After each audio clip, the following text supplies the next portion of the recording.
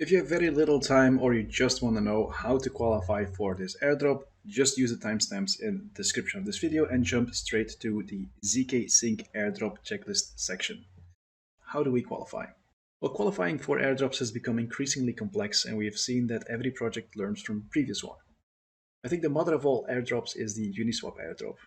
Back then, back in 2020, every single wallet that ever did a transaction received 400 Uni tokens. Since that day, the airdrop requirements have definitely evolved, and with Arbitrum, we've seen a more complex one. Where we take a look at the Optimism one, we see that a big portion of their criteria was focused on people who are active in the Ethereum community in general and not specifically using their solution. Personally, I think the Optimism one was a bit of an outlier, so we're going to take a look at the Arbitrum airdrop requirements. First of all, because it was the latest one, and second of all, it was really successful, so it makes sense for other teams to take a look at what they did.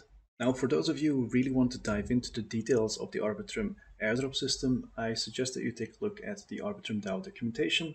I'll put a link in the description, and there you'll see all the details that you can imagine about how this point system worked.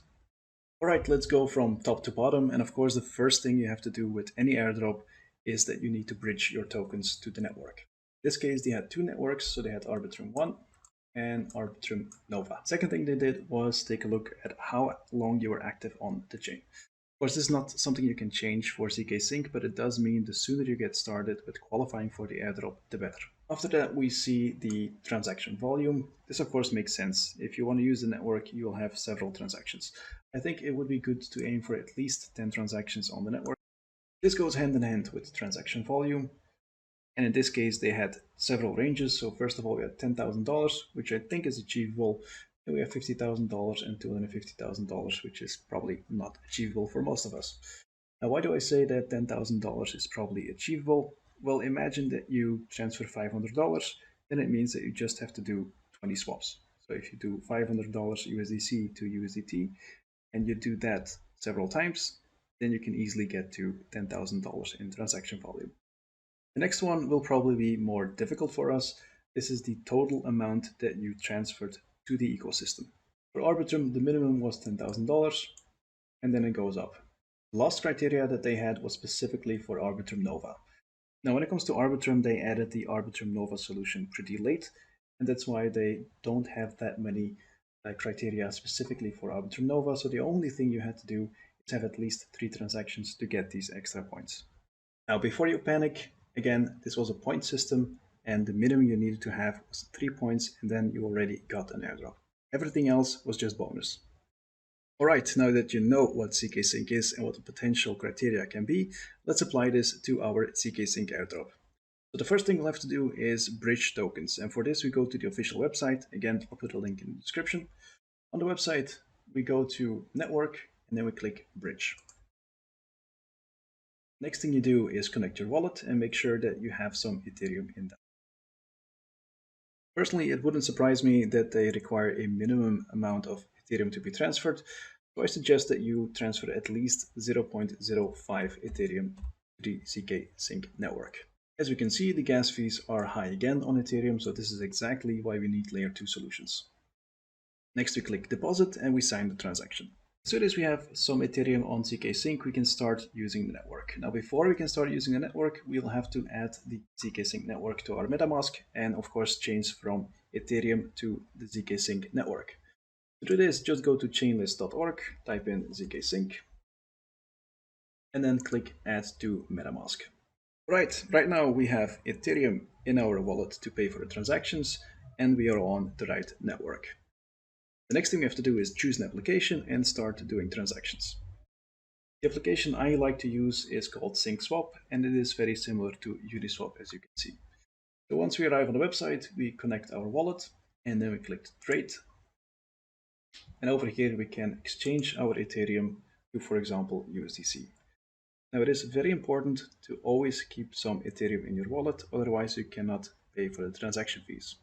In this case, I have 0.2 in my wallet, and I will transfer 0.1 to USDC. The only thing I have to do now is click swap, and then sign a transaction in my wallet. Personally, I always try to do at least 10 different transactions, and I think it's also interesting to use different applications. Another criteria that some protocols have applied in the past is providing liquidity. So to provide liquidity, you could go to the ZkSwap website, go to pools, choose one of these pools. If you're providing liquidity, you always have risk of impermanent loss. So if you don't want that risk, you can choose a stablecoin pool like this one. Then you provide BUSD, which is Binance USD, and USDC. Normally, of course, with stablecoins, the price will stay the same, so you don't have a risk that the price is going up and down.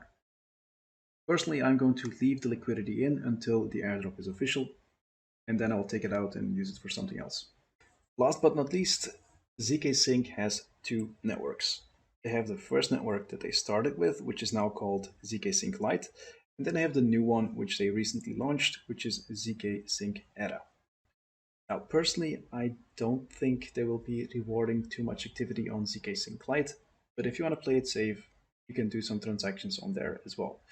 Now, again, very important, these are two different networks. So if you put money on the ZkSync Era network, you cannot use it on the ZkSync Lite network. So if you have a limited budget, it means you will have to send it to the ZkSync Era first, and then send some more money, some more Ethereum to the ZkSync Lite network as well.